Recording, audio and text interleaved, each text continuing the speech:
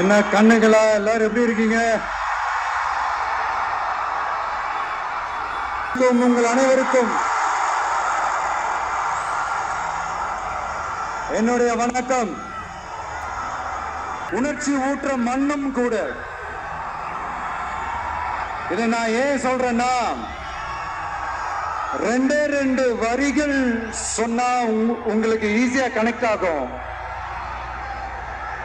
தமிழன் என்று சொல்லடா, தலை நிமிர்ந்து நில்லடா. எப்படி? தமிழன் என்று சொல்லடா, தலை நிமிர்ந்து நில்லடா. இந்த நாடி நரம்பெல்லாம் ரத்தம் பாய்ச்சுற இந்த வரிகளை எழுதினது யார் தெரியும்ல?